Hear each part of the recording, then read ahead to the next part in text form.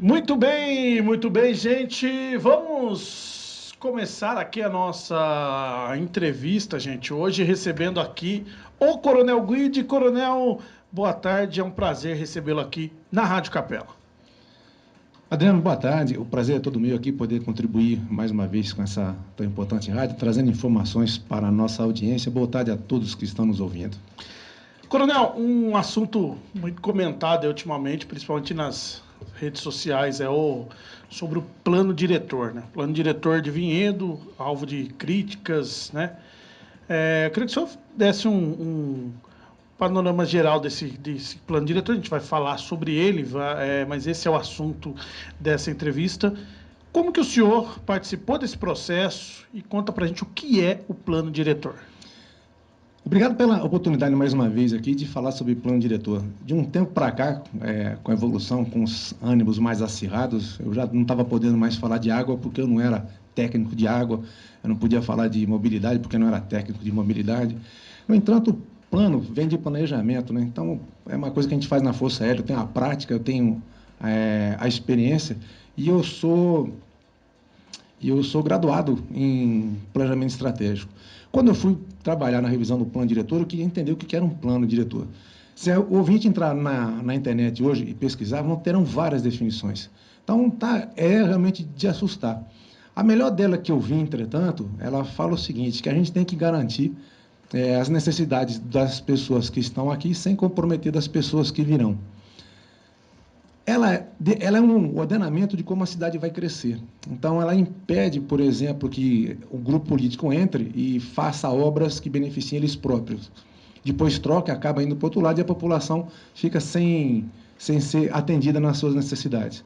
O plano diretor, ele prevê para onde a cidade vai crescer, como que ela vai crescer, e de tal forma que os governos possam se alternar, mas seguindo uma mesma linha durante um determinado tempo.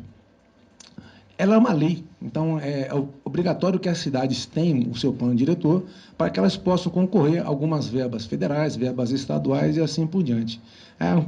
Não vi nenhum plano diretor de curto período. Normalmente eles são de 30, 50 anos, para dar tempo realmente das coisas irem acontecendo. Tá?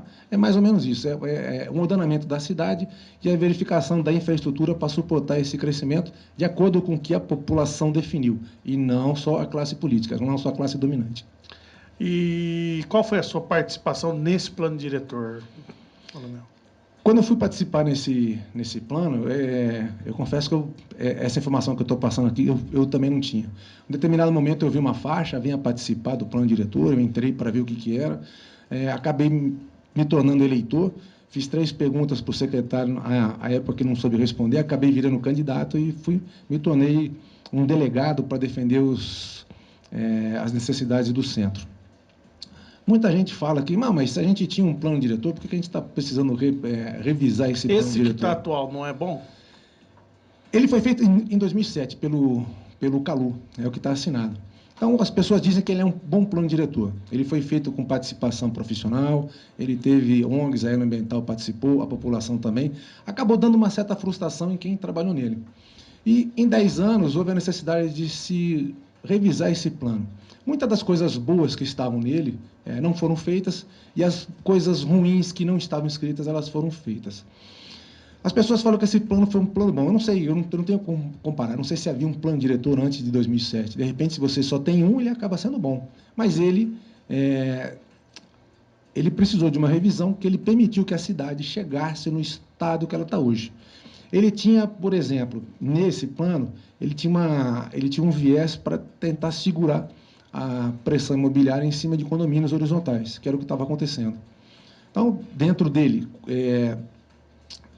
antes dele, houve um termo de ajuste de conduta entre o Ministério Público, o Executivo e os residenciais, onde determinadas atividades que os residenciais, determinadas atividades nos residenciais seriam do poder público, água, luz, esgoto, coleta de lixo e iluminação pública, e os demais, os condomínios, fariam isso com uma certa garantia de controlar quem entra e quem sai. desde que não houvesse mais condomínios. Esse termo de ajuste de conduta entrou dentro do plano diretor de 2007, que é um projeto de lei, e depois, em 2011, ele acabou sendo uma lei que regulamentou e deu uma segurada. Entretanto, essa parte do plano diretor de 2007, como ele segurou os condomínios horizontais, ele criou uma brecha para os condomínios de prédios, de casas populares. Então, hoje, essa revisão eu entendo mais como uma necessidade de dar uma segurada, dar uma freada nisso, porque todas as pessoas precisam de água. Num terreno que você tem 4, de uma família, de repente você bota um prédio, você não tem mais 4 pessoas, você tem mais. Outra coisa que eu falo dele aqui, quando ele começou, houve uma participação do poder do Ministério Público. O Ministério Público determinou, logo na abertura dos trabalhos, foram 3 anos, começou antes da eleição de 2015, ele parou 2 vezes por 2 eleições, e em uma folha e meia, se eu não me engano, havia dois requisitos mandatórios: que não houvesse retrocesso ambiental e que fosse preservados os recursos hídricos. E o Executivo assinou embaixo e concordou, e é assim que nós trabalhamos nesses 3 anos. Né? O maior problema que a cidade tem hoje é o problema hídrico. Então, quando eu fui olhar, quando eu fui trabalhar em cima, achei que eu tinha certeza que deveria ter um capítulo específico de água para o plano diretor, e não aconteceu. Ele foi diluído com os outros capítulos em si. Muitas pessoas reclamam que não houve participação da população. Houve. Você está olhando para o maior exemplo, sou eu. Um dia eu passei, tinha uma faixa, vem aqui participar do plano diretor, eu fui, acabei me envolvendo e fiquei 3 anos lá.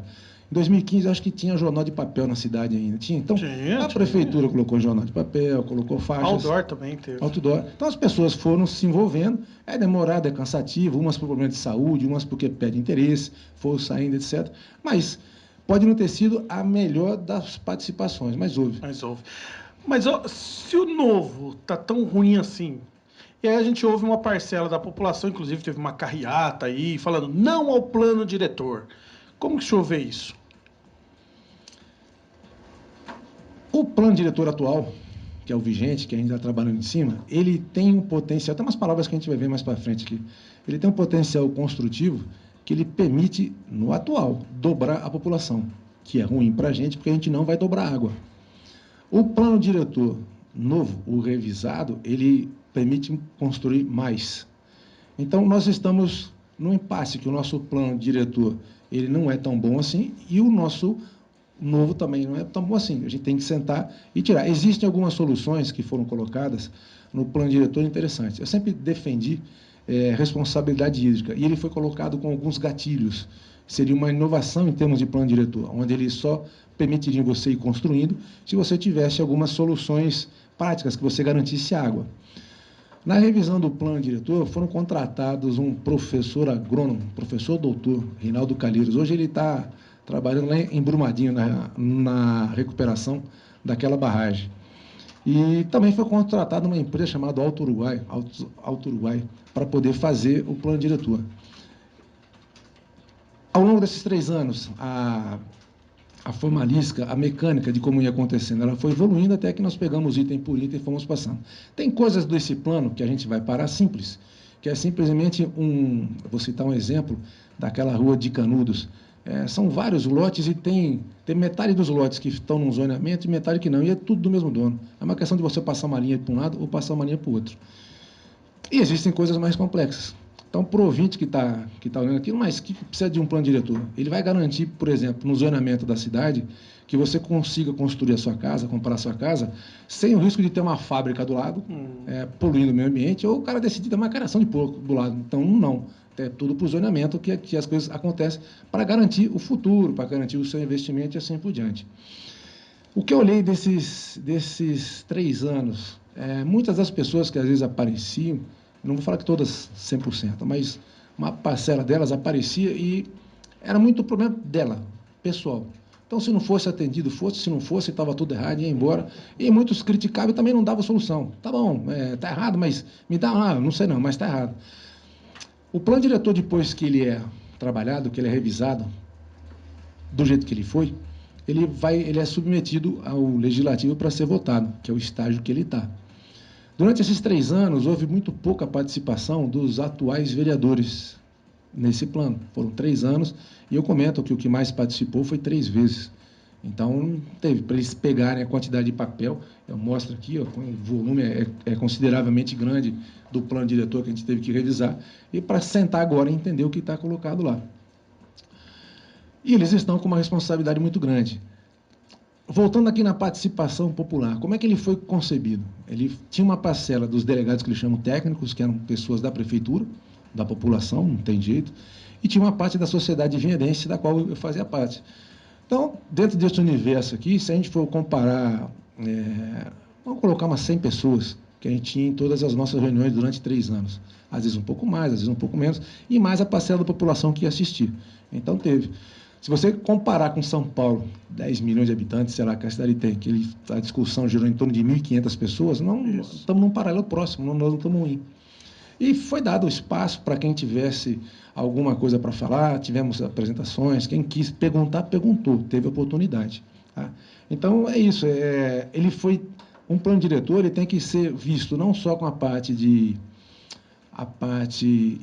do crescimento, da ordenação do solo imobiliária, mas também como é que vai ficar saúde, educação, segurança, porque é tudo, a mobilidade em si, ela é toda uma coisa ligada uma na outra.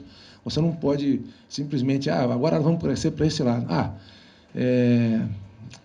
E o plano diretor ele bem definido, ele bem escrito, ele impede que ocorram mudanças nas diretrizes de crescimento da cidade, como eu falei, de acordo com a mudança da classe política.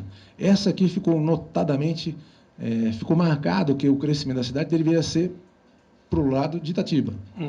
Com essa nova classe política que está entrando, que entrou agora, que foi eleita, eu acredito que deva mudar o cenário para a parte voltada para Viracopos.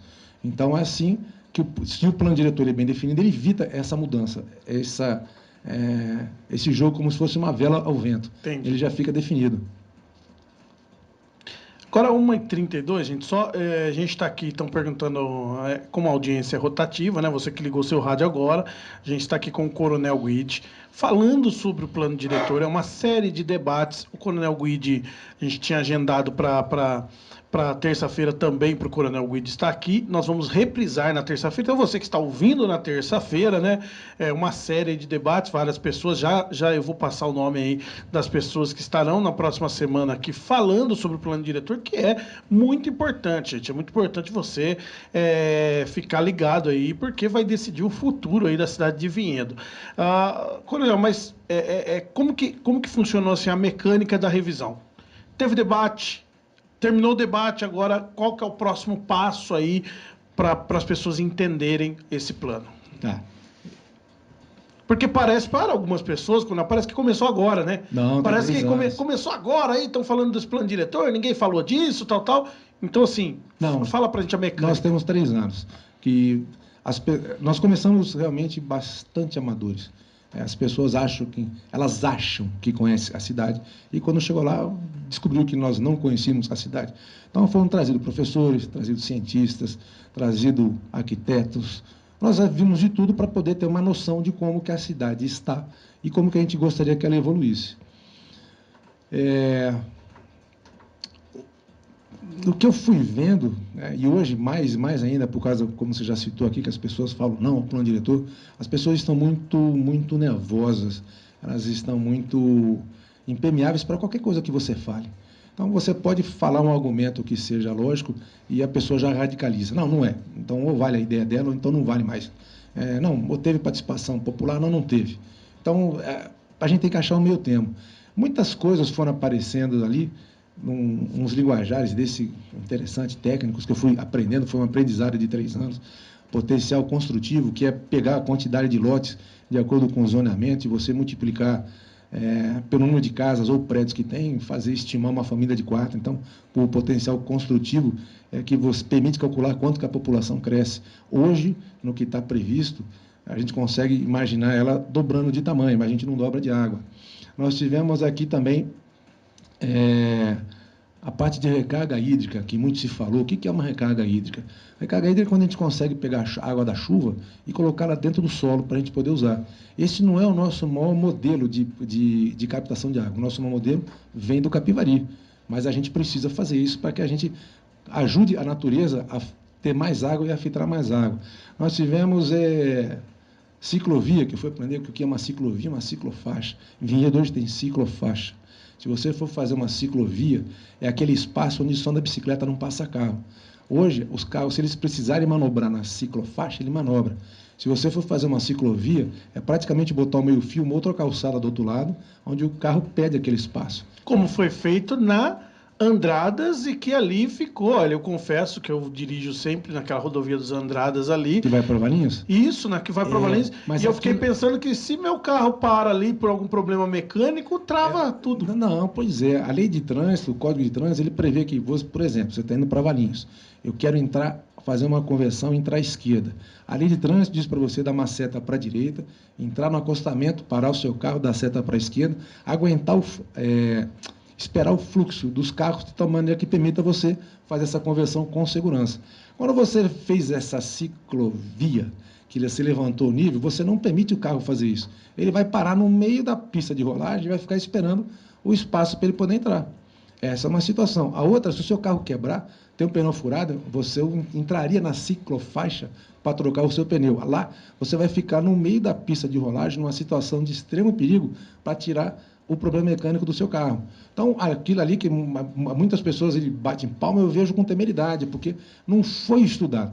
Não sei se foi uma medida populista, época de eleição, Exato. Não sei. Outra coisa, vocês têm um zap aqui, né? Para ver como é que as coisas funcionam.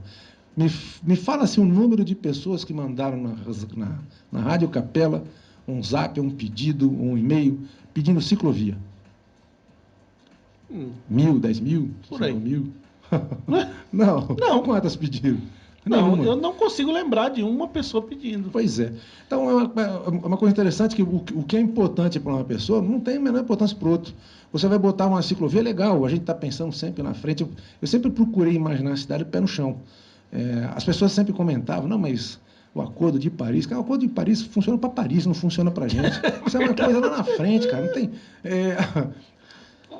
Eu sempre brinco. O Coronel ele é cheio de história. Você lembra daquela camada de ozônio? Que tinha o buraco da camada de ozônio, que vai queimar as ovelhinhas? Você lembra dessa história? Tá? Quem é que mais resiste? Quem que mais resiste a ser bombardeado com aqueles raios perigosos? O negro com cabelo pichain ou o lourinho de olho azul? O negro de cabelo pichain. Negro. Quem era que mais saía prejudicado? O lourinho de olho azul. Tinham 6 fábricas no mundo. Fecharam as 6. Acabou o problema da camada de ozônio.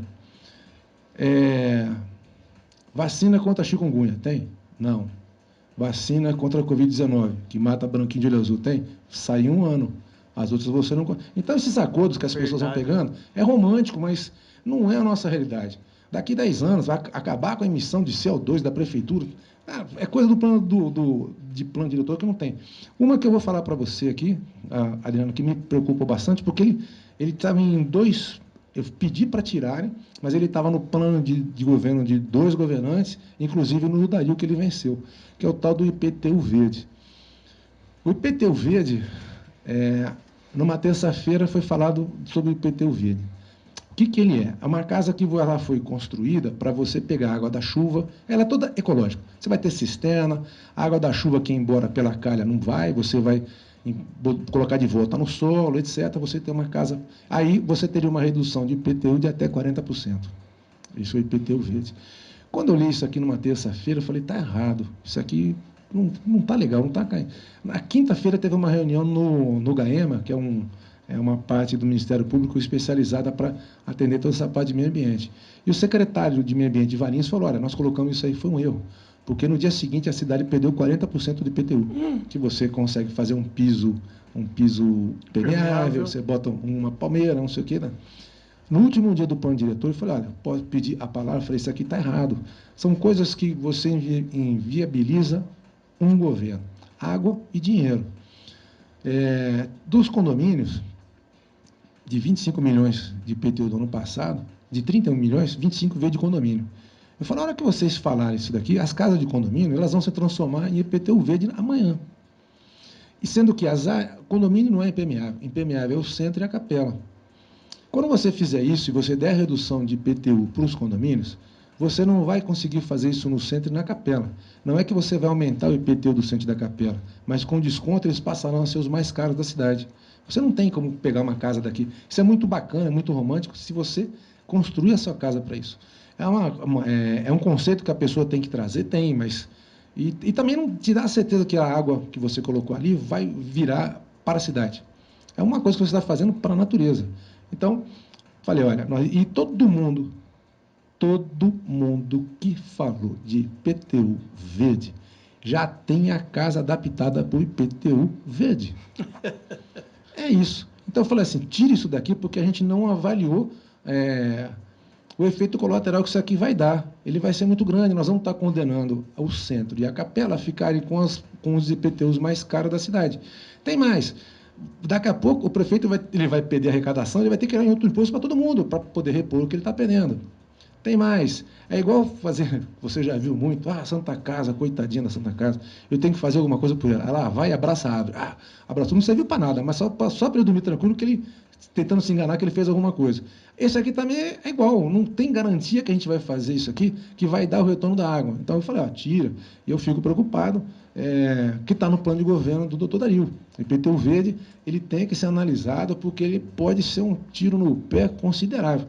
Entre outras coisas que a gente foi vendo. O senhor falou, teve um assunto também que o senhor falou dessa ciclovia, eu queria que o senhor comentasse um pouco, porque na cabeça das pessoas, vamos fazer uma ciclovia na Estrada da Capela aqui, para que a pessoa da Capela não vá trabalhar de ônibus, ela vá trabalhar de bicicleta. E aí, no romantismo, para escrever, isso fica lindo, né? Mas por que isso não dá certo? Primeiro que a cidade não é plana. Você pegar o plano da cidade, ao longo da linha do trem, que praticamente já tem caminho. Você não tem como colocar. Segundo, que você fala assim, vamos fazer uma ciclovia, os defensores da ciclovia, depois tira o carro, etc. Eu tenho certeza que quem defende não vai trabalhar de ciclovia. Aqui nós temos um clima quente, você vai chegar suado para trabalhar. Não vai. Você fala, vamos colocar aqui do da Capela, então, que vai trabalhar lá na caixa d'água. Você viu a quantidade de morro que ele vai ter que passar? Mas existem bicicletas elétricas. Pô, custam 7 pau cada uma, 8. O cara olhar aquilo ali, joga uma motocicletinha dessa que custa a mesma coisa, ele compra uma motocicletinha a pistão e vai embora, não tem que carregar, não tem que pedalar, não tem que fazer nada. Então, é muito romântico. Existem, não que a gente não vá fazer, um dia, lá na frente, 100 anos, sobrou dinheiro, a gente faz. Mas existem outras coisas, outras prioridades que a gente precisa fazer. Macro drenagem, micro drenagem. Desde que eu vim para a Avenida 65, que a Barra Funda inunda. Pô, não é possível, cara. Desde 65 que eu venho aqui, ela está toda impermeável, começa a chover, aumenta a velocidade dela. Isso é uma obra de drenagem que tem que ser analisada, que tem que ser feita. Essa parte do modelo hídrico, de onde é que nós vamos buscar água, isso é mais importante, no meu ponto de vista, do que você gastar energia em cima de uma ciclovia. Depois que o plano diretor passou, o executivo, ele vira como um projeto de lei, ele vai embora para o executivo para ser debatido. Uma vez aprovado, ele segue o seu caminho para ser cumprido. As pessoas estão se pegando muito na parte da não representatividade da população, que teve ata, teve vídeo, teve palestra, teve lista de presença. Como eu falei aqui, pode não ter sido a melhor das melhores, mas aconteceu. Pois não. Queria, coronel, assim, a gente sabe que ninguém também ia lá sem ter o interesse. Tem vários interesses. E é o que eu digo sempre. O cara tem interesse imobiliário. Não é errado ter interesse imobiliário. Tem gente que demoniza porque o cara tem...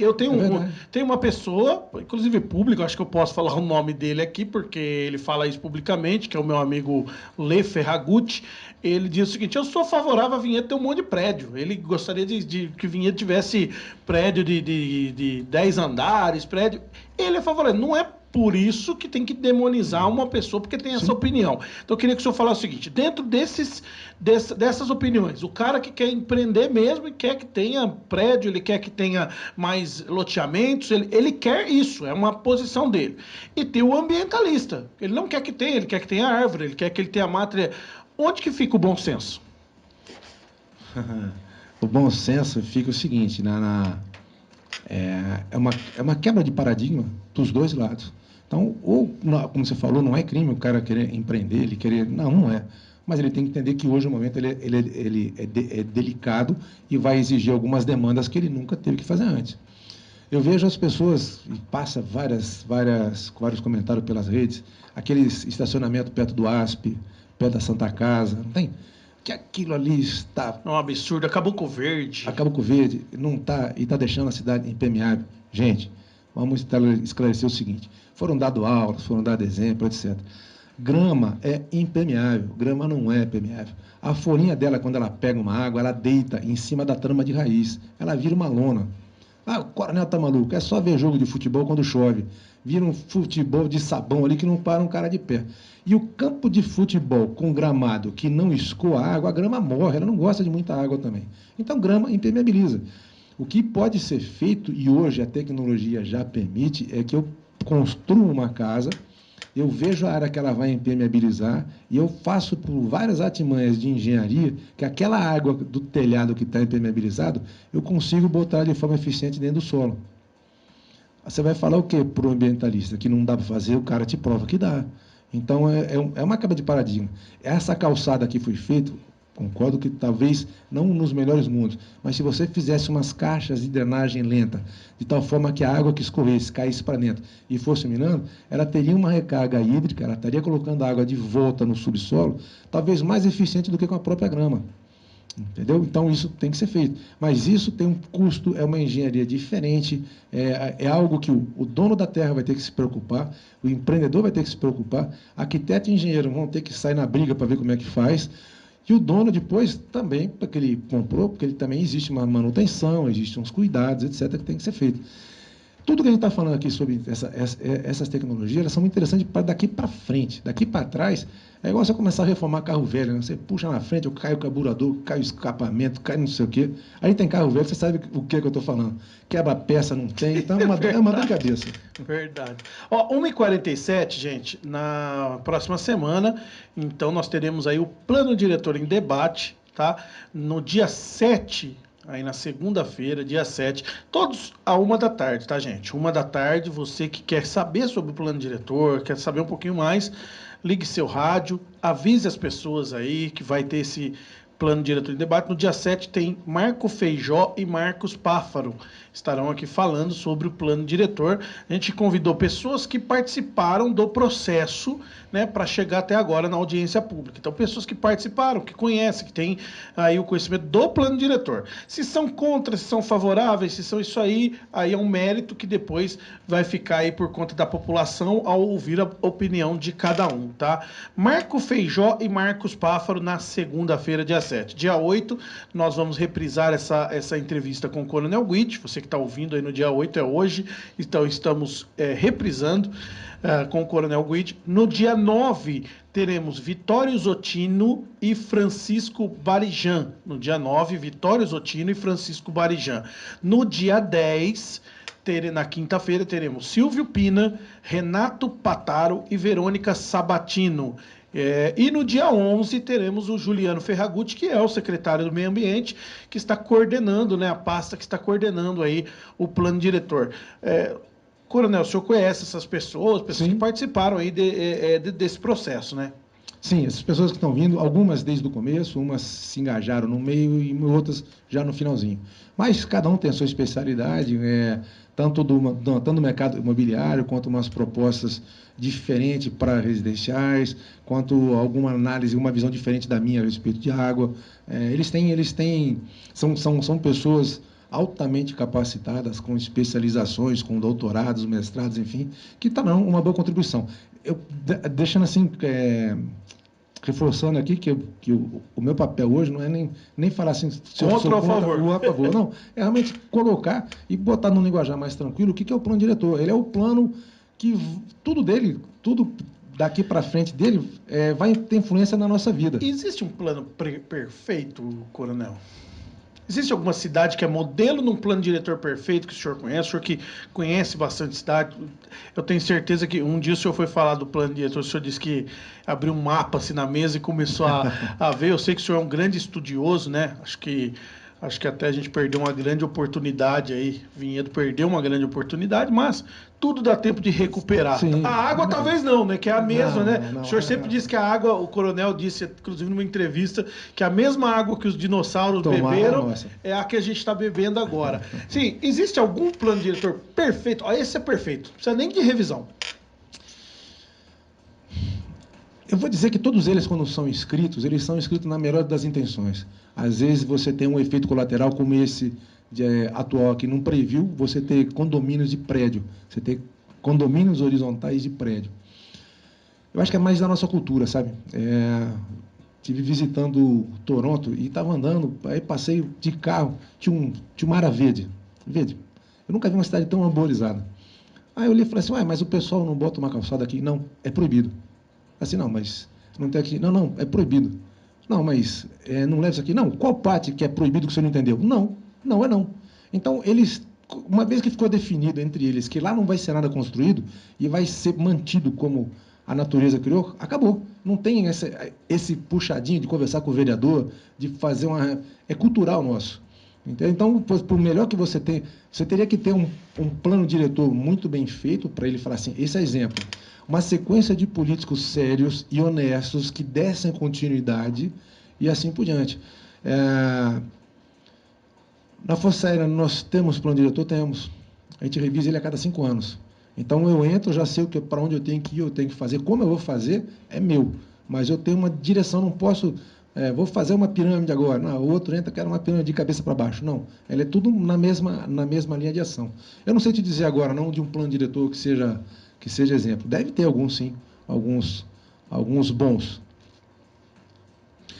13h51 tem aqui algumas opiniões, a gente não dá para colocar porque a gente já está indo para a reta final aqui. Eu queria que o senhor falasse um pouco da Fazenda Cachoeira, Coronel. Fazenda Cachoeira. Eu tenho quanto tempo? 2 dias, 2 horas? Eu imagino, daqui a pouquinho já tem a Ana Laura chegando aí, né? Tá. Mas eu queria que o senhor falasse da Fazenda Cachoeira, porque certamente falaram muito sobre esse tema. Como que foi? A Fazenda Cachoeira, ela é passional. Você conversar com ela, as pessoas se inflamam, se irritam, e é algo que tem que ser resolvido. Eu tenho certeza, eu costumo brincar que se os donos soubessem de todos os problemas que eles teriam hoje, pudessem voltar no tempo, eles não iam comprar, porque ela virou um tremendo de um assunto a ser discutido. Ela é uma área verde, ela já tem... Ela está numa área de preservação, que as pessoas têm ciência disso, cercada por outras fazendas que também pleiteiam ser loteadas. Dentro dessa área de preservação, uma parte dela já está autorizado a loteamento e ser vendido, que eles não fizeram ainda. Eles estão pleiteando que os lotes sejam menores, para você ter um volume de venda maior. Hoje, acho que são 20 mil metros, eles querem menos. E a gente escuta, tem muito mitos e verdades. Então, da Fazenda Cachoeira, quando você olha aquela represa 1, você acha que todas as nascentes da Fazenda Cachoeira enchem a represa 1. Não enche. Não enche. Tem laudo, já tem atestado, não enche. Elas contribuem com aquela água. A água da represa 1 vem da represa 2, que por sua vez também não tem nascente para encher, que ela vem do Bom Jardim. Ela é bombeada para 2 e desce para a represa 1 por gravidade. Então, essa é o nosso cenário. Quando as pessoas falam, mas ela é uma grande importância de recarga hídrica, lembra que eu falei? Recarga hídrica você precisa ter árvore para ela poder pegar água da chuva, poder quebrar a energia, a velocidade dela quando ela bate no chão, para você permitir que a árvore injete essa água no subsolo. De toda a água que ela bota no subsolo, metade ela vai usar para ela viver e outra metade vai ficar lá. Então, hoje na Fazenda Cachoeira, a parte que trabalha com recarga hídrica é a mata que está lá preservada. Essa aqui que ninguém vai mexer, ela está lá preservada. E a outra parte é o topo de morro, que seria a parte nobre para você vender, que é grama, que nós já falamos que ela é impermeabilizada. Então, quando você fala isso, bota uma casa... olha para mim, não sou favorável de mais condomínio. Eu não sou, eu defendo os que estão aqui. Mas acho que já passou o ciclo de condomínio. Mas eu tenho que concordar que se você fizer uma obra de engenharia muito bem feita, você consegue botar um raio de uma casa em cima do morro, que ele vai ter uma recarga hídrica melhor do que o terreno que está hoje lá. Não quero mais condomínio. Não é isso. Mas esse argumento existe. Tá bom, vamos colocar que ela seja algo, então, de uma recarga hídrica muito grande, que as nascentes não forme aquela represa, que venha do Bom Jardim. Não seria muito mais lógico eu trabalhar na recuperação da microbacia do Bom Jardim, que é na caixa d'água, e aumentar a água que eu estou mandando lá para baixo? O raciocínio não seria esse? Mas isso aqui eu estou podendo falar com você, que se eu falar com os defensores da Fazenda Cachoeira, eu vou arrumar uma briga, eu vou ter que sair com escolta, que eles vão querer me bater fora. Mas é um assunto que a gente vai ter que tirar a camiseta da paixão, vamos ter que sentar desarmado, respirar frio, porque ele tem que ser resolvido. Disseram que eu estava errado, disseram que, não, mas isso aqui o cara põe... Eles afirmam que eles gastam 30 mil reais mês de manutenção. Se eles saírem de lá e tiver uma invasão, como é que faz? Não fica muito pior para a cidade?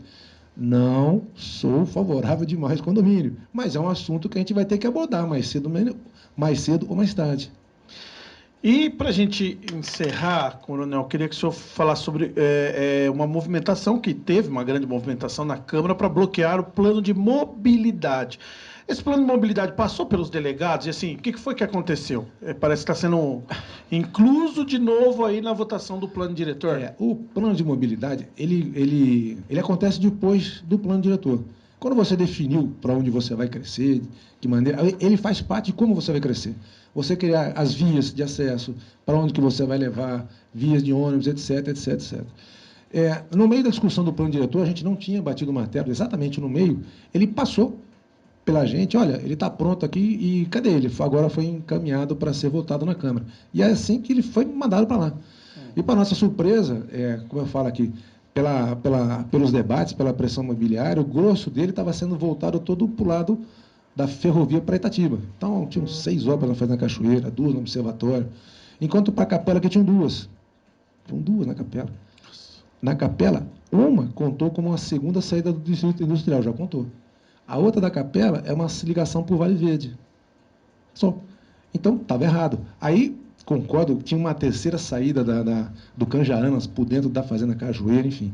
Houve uma comoção, trouxeram técnicos, trouxeram professores, doutores, e foi explicado por A mais B, a população se pronunciou que não queria aquilo. Os vereadores deram uma modificada no plano, cortaram o que eles não queriam, o pai deixou ele bem enxuto. Agora, não sei como está. Me parece, chute, vou te vender a informação como eu recebi, que ele estaria sendo incluso no modelo anterior, no plano diretor, para ser submetido à votação, que é um retrocesso. Ele saindo desse jeito, ele está beneficiando muito aquela Estrada do Cristo, que passa pela estação, por exemplo, de 16 vias contabilizadas, ela é 13º em número de carro, e ela vai ser melhorada em detrimento de outras 12 que precisam antes. Entendeu? Isso aqui, então, para mim, ficou claro para a gente que o plano de mobilidade ele só deveria acontecer depois do plano diretor debatido. Bateu o martelo, legal, agora. E ele tem toda uma... Um pouco diferente do plano diretor, ele tem toda uma formalística que prevê você listar de onde vai sair o recurso, prever quando você vai fazer. Ele tem, não é simplesmente você colocar, vai fazer para lá, não. Ele é mais complexo, ele é muito mais técnico. Tá bom? Não sei se eu respondi tudo. Isso. Então, para que não haja um retrocesso, isso deve ser pensado. Eu me ponho à disposição, através do rádio, o pessoal que me conhece, já tem meu zap. A hora que quiser tirar dúvida, quiser conversar, eu sempre procuro sentar nesse assunto sem estar emocionado. Porque se o cara se emocionar, ele vai radicalizar, vai querer, não vai aceitar a opinião, e não é isso. Não vai dar para agradar todo mundo no plano diretor, nem Cristo conseguiu. Então, mas eu queria ciclovia, precisa? Não, deixa lá para depois. Tá? Mas eu me ponho à disposição para responder eventuais dúvidas, se quiser me trazer de volta aqui para a gente conversar, Ok. A gente vem. Coronel, eu queria agradecer, né? Semana que vem nós vamos estar recebendo outras opiniões, outros pontos de vista. Eu acho que isso é muito importante. Uma coisa que eu acho que tem que ficar bem clara é que esse assunto não começou a ser falado semana passada, não vai se começar a falar semana que vem, é um assunto que já está desde 2015 com pessoas debatendo.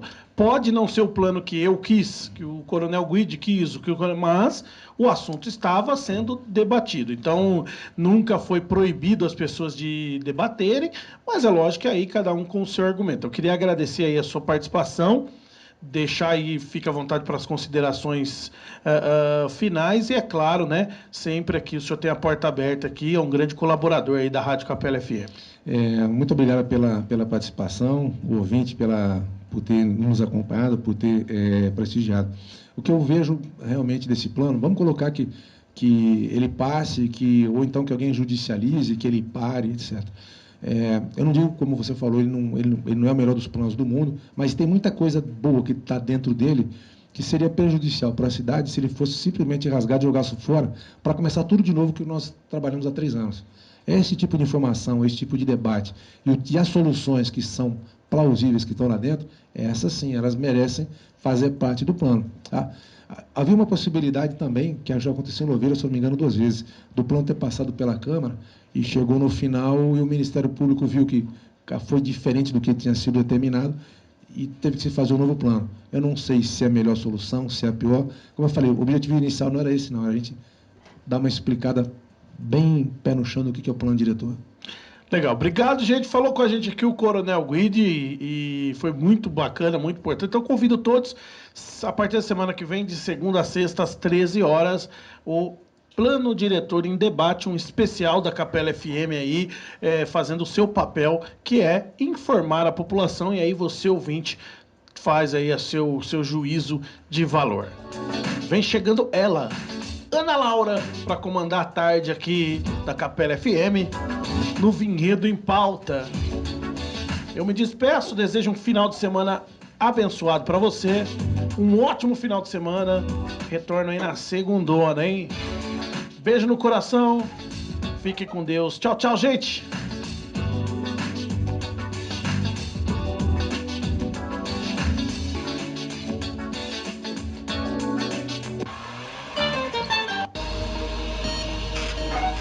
Capela FM. Sintonize 105,9.